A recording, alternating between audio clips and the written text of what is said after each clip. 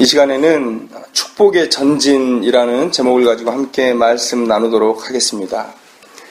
우리 하나님을 믿는 신자들은 다 하나님의 섭리에 대해서 믿고 있습니다. 섭리라는 것은 어떤 것이냐면 하나님이 창세전에 작정하신 하나님의 계획과 뜻을 역사 안에서 이루어 가신다라는 것이죠.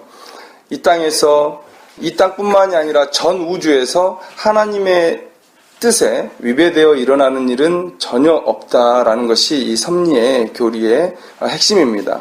하나님을 섬기는 백성들에게 이 세상을 하나님께서 통치하신다는 것만큼 위로가 되고 힘이 되는 일은 없을 것입니다.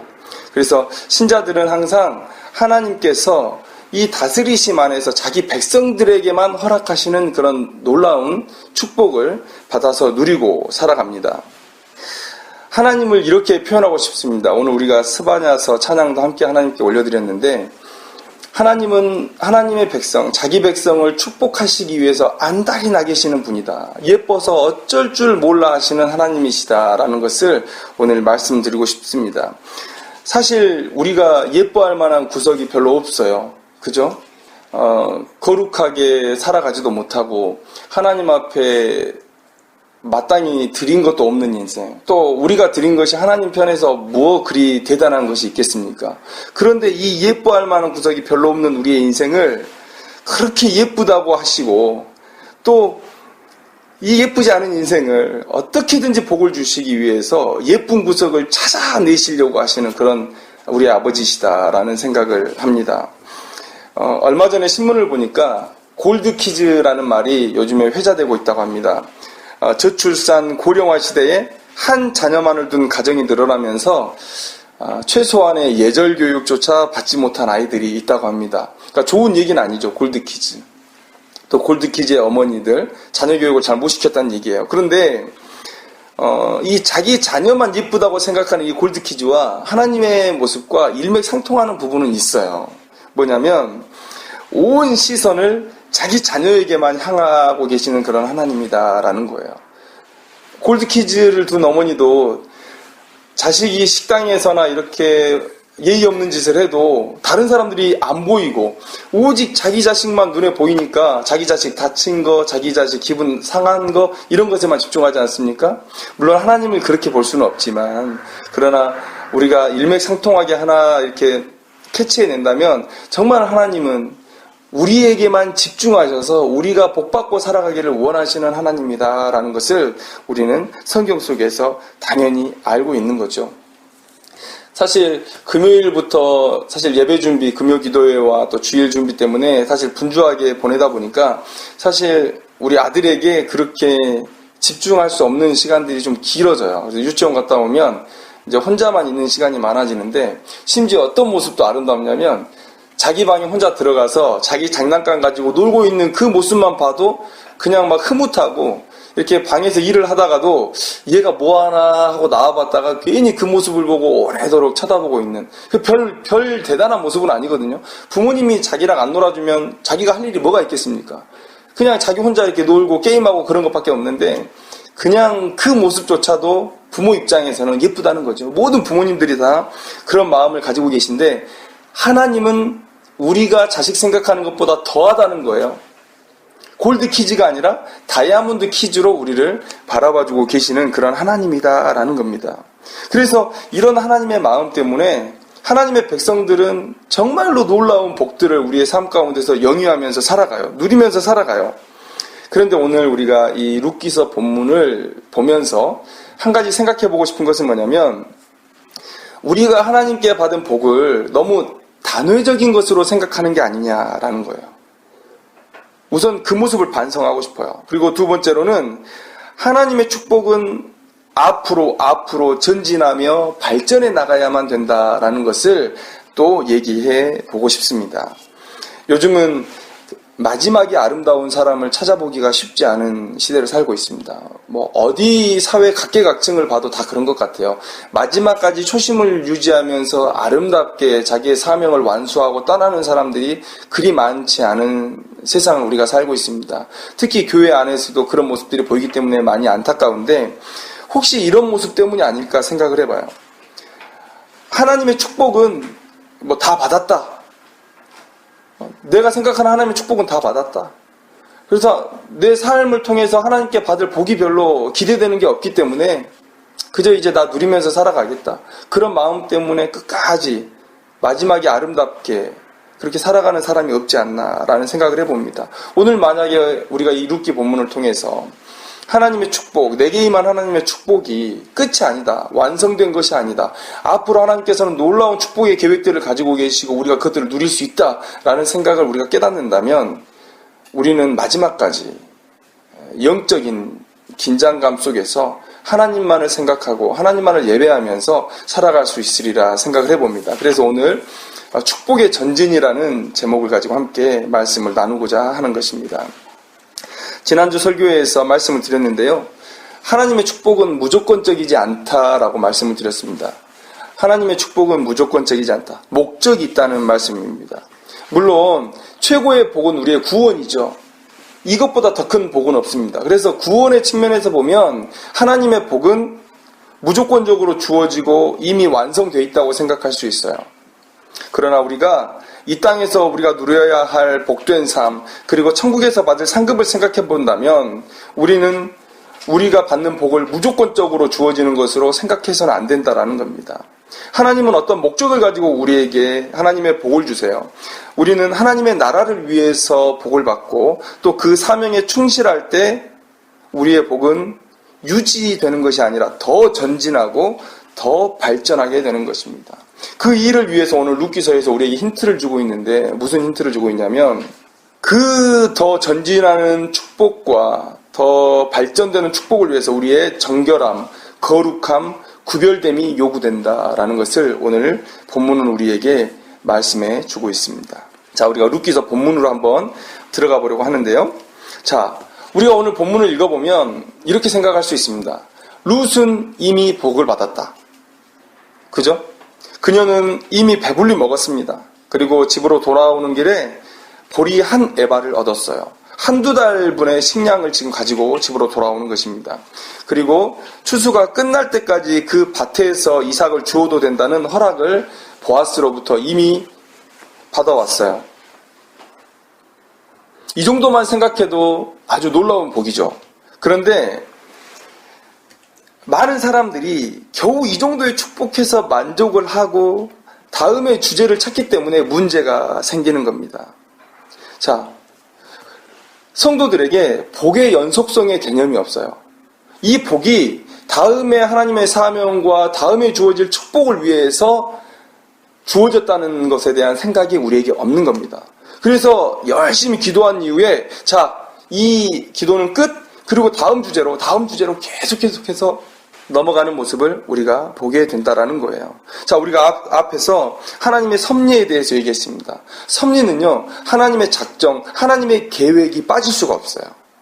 그래서 이 하나님의 작정과 계획 안에서 하나님의 축복이 주어진다는 것은 어떤 목적이 있다는 것을 우리에게 얘기합니다. 그런데 우리가 너무 이 받은 축복을 단회적으로 생각해요. 또 이 주제에 딱딱 떨어진 것으로 생각하기 때문에 하나님을 매우 즉흥적인 분으로 만들어요.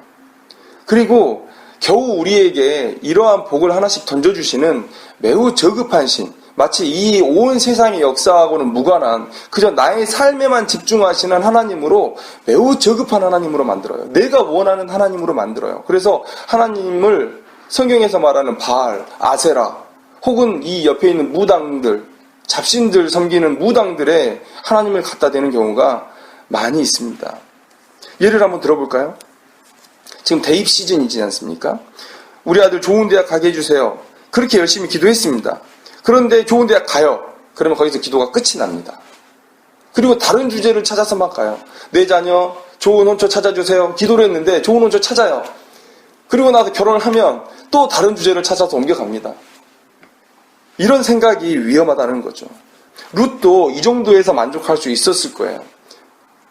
룻은 영적으로 아직은 많이 성숙되어 있지 않은 모습이에요. 그래서 이거를 가지고 돌아오는데 아마 룻은 정말 큰 만족을 가지고 돌아왔을 겁니다. 근데 영적으로 더 민감하고 신앙에 있어서만큼은 룻의 멘토였던 나오미는 이 룻의 이야기를 듣고 더 먼 곳을 바라봤어요. 왜냐하면 생각해 보세요. 룻의 축복은 너무 한시적이죠. 추수가 다 끝나면 어떻게 합니까? 또다시 빈궁한 삶에 처할 거예요. 룻은 이런 것에 만족했을지 몰라도 나오미는 그 얘기를 듣는 순간에 이건 너무 한시적인데? 그렇게 생각하면서 보아스의 이름을 들였습니다. 엘리멜렉의 기업을 물을 순위 안에 있는 보아스의 밭에 간 것을 우연이라고 여기지 않았어요.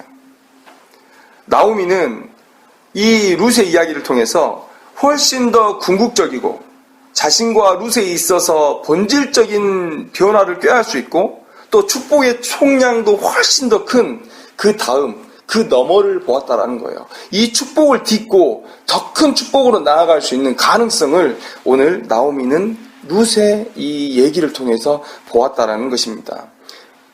나오미는 깨달았어요. 야, 지금이 기회구나. 이미 넘치는 복을 받았다고 생각할 수도 있지만 나오미는 이 축복을 나의 이 처지를 더 큰 축복으로 한 단계 발전시킬 수 있는 그런 기회가 될 수 있겠구나. 내가 지금 선택의 갈래에 서 있구나라는 것을 깨달았다라는 것입니다. 그리고 룻에게 얘기하죠. 오늘 22절 말씀에 이렇게 얘기하고 있습니다. 내 딸아, 너는 그의 소녀들과 함께 나가고 다른 밭에서 사람을 만나지 아니하는 것이 좋으니라. 이렇게 말하고 있습니다. 뭐라고 얘기합니까? 보아스를 위해서 정결하라, 거룩하라, 구별되어라 라는 주문을 지금 룻에게 한 것이죠. 나오미의 의도는 매우 명확해요. 기업 물을 자인 보아스, 연약한 자를 돌보는 선한 성품을 가진 이 보아스가 룻과 혼인의 연을 맺어서 엘리멜렉의 기업을 잇게 하려는 의도가 있었다라는 것이죠. 이게 바로 나오미가 생각하는 룻과 자신의 인생의 근본적인 변화를 위한 궁극의 축복이었다라는 것입니다.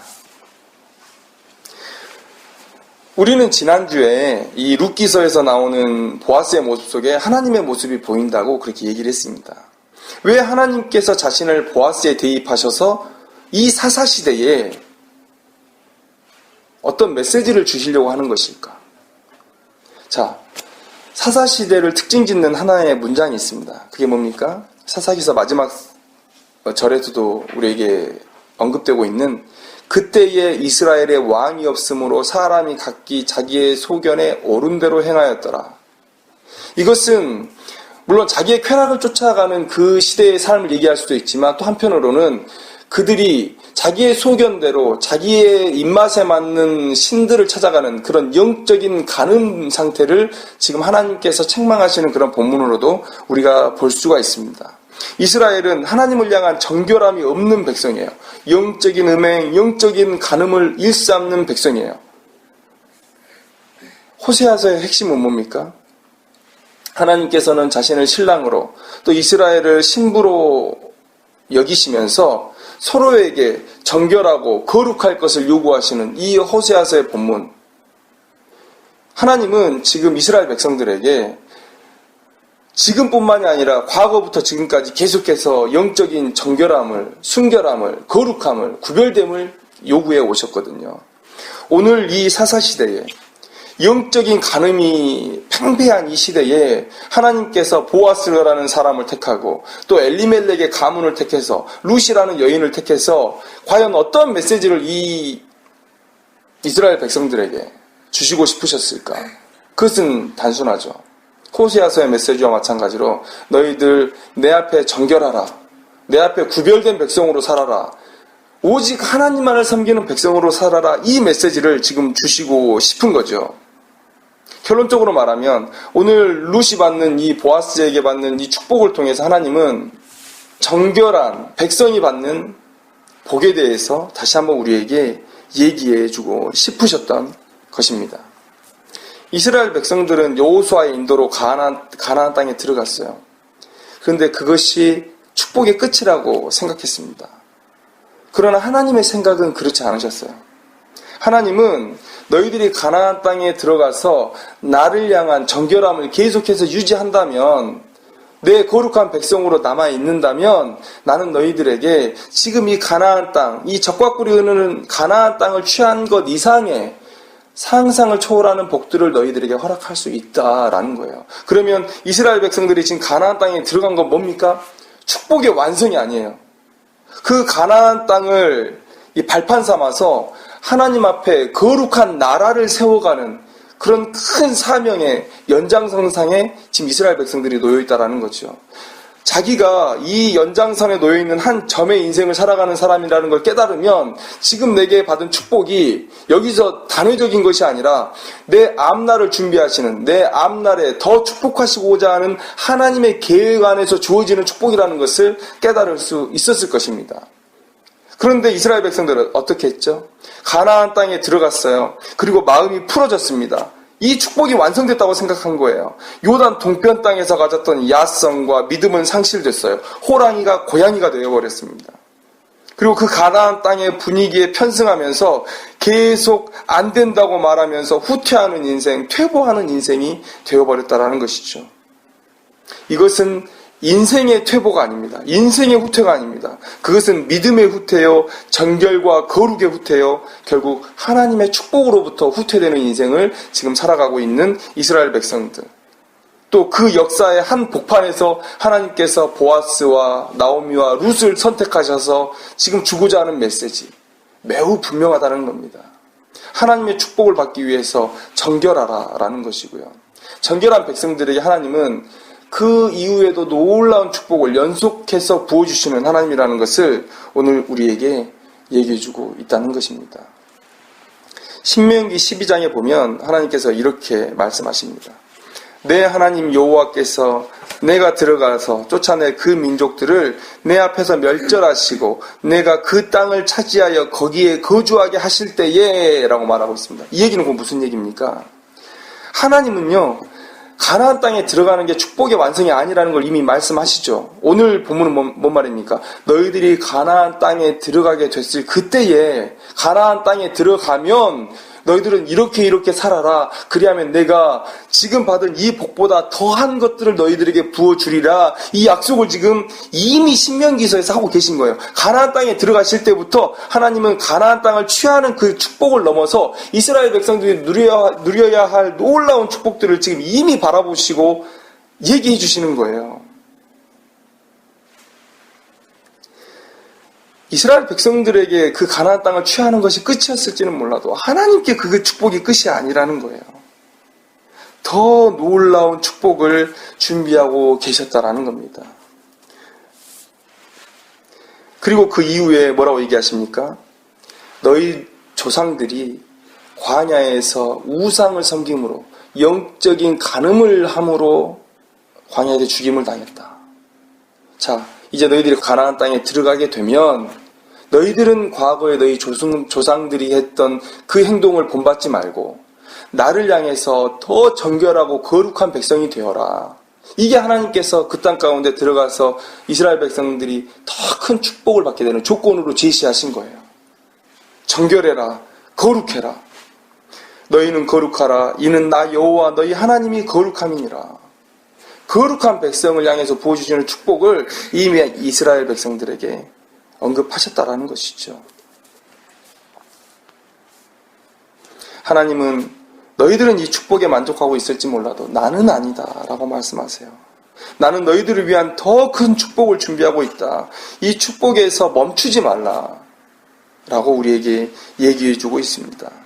예레미야서 33절 말씀에 우리에게 크고 은밀한 일을 나타내시겠다고 약속해요. 어떻게 하면? 내게 부르짖으면. 왜 하나님께 부르짖습니까? 하나님만 나를 도울 수 있는 분이라는 이런 정결한, 순결한 믿음을 가지고 있기 때문에 그래요. 너는 내게 부르짖으라. 물론 기도에 대한 본문일 수도 있습니다. 그러나 왜 하나님께 나아갔는가? 그 근본을 생각해보면 이것은 또한 다른 신이 없는 오직 하나님만이 나의 도움이 되신다는 그런 영적인 정결함을 우리에게 요구하고 있는 본문이다라는 것으로 우리는 또한 해석할 수가 있는 것이죠. 오늘 우리 룻기서를 통해서 우리에게 주시는 말씀 22절 말씀에 보아스를 위해서 이 나오미가 룻을 준비시키죠. 뭐라고 얘기합니까? 너는 그의 소녀들과 함께 나가고 다른 밭에서 사람을 만나지 아니하는 것이 좋으니라. 보아스를 위한 이 정결함과 구별됨.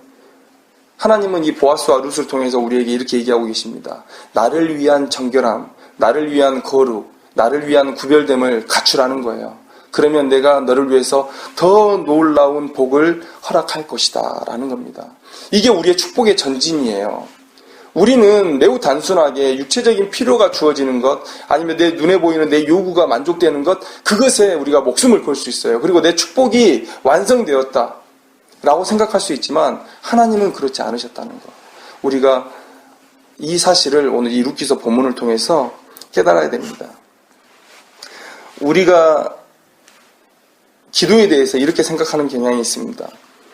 우리가 받아야 될 복을 위해서 기도하고 또 그것이 이루어진 이후에 이것이 기도의 응답이고 하나님의 축복이라고 말을 해요. 그런데 이렇게 말하는 대화 속에서 저는 오해의 여지가 있음을 발견합니다. 첫째는 내가 구한 복이 내게 궁극적인 복이다라고 생각할 수 있어요. 이것이 내게 가장 좋은 것이다. 내가 구한 게. 그렇게 생각하니까 내가 구한 것이 응답되어지면 그것이 내게 최고의 복이다라고 생각하는 것 아니겠습니까? 자, 두 번째는 뭐냐면 이 기도의 응답, 하나님의 축복을 어느 단계의 끝으로 생각할 수가 있다는 거예요. 내 기도가 끝나면 다음 주제로 넘어가면서 마치 우리가 수학 공부할 때 미적분 끝났으니까 이제 확률 통계로 넘어간다. 이제 나는 다른 단계로, 다른 주제로 난 넘어간다 라고 생각하는 그런 착각을 가질 수가 있어요. 그러나 아까도 말씀드렸듯이 우리의 축복은 다 목적이 있고 하나님의 계획이 있습니다. 그래서 우리의 인생을 긴 연속성 안에서 과정 중인 하나의 점으로 생각해야 된다는 거예요. 그래서 이런 단절되어 있는 축복 개념, 이런 단회적인 축복 개념은 우리에게 너무나 위험하다라는 것이에요. 성경에서 이런 단회적인 축복 이런 건 없습니다. 자, 하나님께서 이스라엘 백성을 구해주셨어요. 그럼 그것으로 끝입니까? 아니죠. 그 구해주심으로 인한 다음 단계에 하나님의 요구하심이 있어요. 그리고 그 요구하심이 이루어졌을 때 또 더 나은 축복이 있어요. 우리는 하나님의 그 뜻 안에서 계속해서 이어지는 우리의 삶을 바라봐야 됩니다.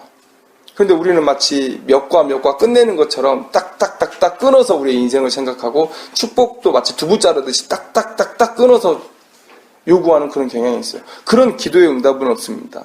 제가 자주 드는 예인데요. 내 자식 좋은 대학 가게 해달라고 열심히 기도했습니다. 그런데 그 자식이 공부 열심히 해가지고 경제사범이 됐으면 어떻게 할 겁니까? 그게 과연 좋은 대학을 간 것이 축복이라고 그때 얘기할 수 있겠습니까? 절대 그렇지 않죠. 바로 이것이 우리가 생각하는 기도 응답에 대한 폐단이라는 거예요. 내 자식이 좋은 대학 가는 게 기도의 제목일 수 없습니다. 내 아들을 향한 하나님의 뜻이 어디 있는지를 분별을 하고 큰 인생의 과정과 목표와 하나님의 계획 안에서 내 자식이 걸어가는 걸 바라봐야 돼요. 그러면 내 자식이 서울대학을 가도 일희하지 않고 내 자식이 대학이 떨어져도 일비하지 않으면서 계속해서 내 자녀가 살아가는 그런 과정 속에서 하나님의 뜻이 이루어지기를 구하고, 그리고 내 자녀가 믿음 안에서 걸어가는 그 과정이 지금 보여지는 삶이 어떠하더라도 거기에 휘둘리지 아니하고 하나님 앞에 감사할 수 있는 믿음이 된다는 것이죠. 단회적인 믿음의 위험이 바로 이런 것입니다. 우리는 이러한 연속점 안에서 우리가 우리의 인생을 생각하고 하나님의 복을 생각해야 되는 것입니다. 오늘 룻기를 통해서 제가 보는 바로 하나님의 메시지는 이것입니다. 룻은 그것이 끝났다고 생각할지 모르겠어요. 룻이 배불리 먹고 한 에바의 식량을 가져오고 이제 추수가 끝날 때까지 우리는 보아스의 밭에서 보리를 주울 수 있습니다 라고 얘기했을 때 나오미도 박수를 치면서 야 그거 잘됐다 라고 생각할 수 있을지 모르겠어요. 그러나 하나님은 그런 인생을 원하지 않는다는 것이죠. 보아스를 통해서 더 뒤에 있을 놀라운 축복을 예비해 놓으셨다는 것이죠. 우리의 삶은, 또 우리의 삶에 주어지는 하나님의 축복은 더 전진하고 더 발전되어져야 돼요. 우리가 인생에서 보면 이렇게 얘기하죠. 정체는 곧 뒤처짐이다. 영적인 세상에서도 마찬가지입니다. 매일 거룩과 정결의 영역에서 전진하지 못하면 우리는 영적인 매너리즘에 빠져들게 되고 타락하고 또 선과 악이 경계가 모호해지고, 그래서 점점 우리의 신앙이 무너지는 그런 모습들을 우리가 발견하게 될 겁니다. 그러면 하나님의 축복도 우리에게 임하지 않는 거예요. 사사기를 보십시오. 하나님이 그렇게 그들의 부르짖음에 응답했음에도 불구하고 그들은 점점 죄에 빠지고 나선형 하강 구조를 갖고 있다고 그렇게 우리가 얘기하지 않았습니까? 이렇게 되는 게 당연한 거예요. 더 나은 자리로 나아가려는 그런 도전이 없으면 점점 하강하는 겁니다. 자, 보세요. 이스라엘이 죄를 지었습니다. 부르짖었습니다. 하나님께서 회복시키셨어요. 그 과정이 계속 반복되면 우리는 현상이 유지될 거라고 생각해요. 그런데 어땠습니까? 더 타락해 갔죠. 죄는 학습돼요. 영적인 매너리즘에 빠져요. 그래서 점점 바닥으로 우리가 나락으로 떨어져 가고 있음을 우리가 보게 됩니다. 이건 지금 우리에게도 하나님께서 이렇게 말씀하시는 거예요. 지금 우리의 상황이 어쩌하든지 간에 각 사람 앞에는요, 분명히 하나님의 축복이 임했습니다. 그런데 그것이 어떻게 나의 삶의 의미가 되고 내 다음 축복을 준비하는, 내 다음의 축복을 더 전진시키고 더 발전시킬 수 있는 기회로 이 축복이 작용하느냐, 이것은 각 개인의 믿음에 따라 달려있는 거예요.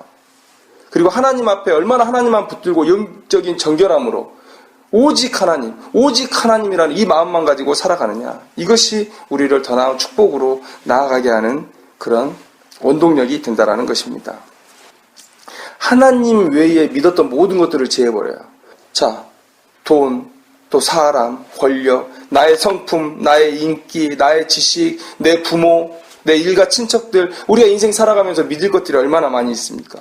그러나 이 모든 것들을 제하고, 이 우상들을 제하고 오직 하나님이라는 이 영적인 정결함, 하나님을 향한 믿음의 정결함을 유지한다면 우리에게는 동일한 이 놀라운 축복이 우리에게 임하게 될 거예요. 우리가 그런 사실을 오늘 이 룻기서 본문을 통해서 깨달아야 될 것입니다. 하나님의 축복에 있어서 전진할 것이냐 발전할 것이냐, 아니면 후퇴와 퇴보를 할 것이냐, 지금 우리의 결정에 달려있다라는 거예요.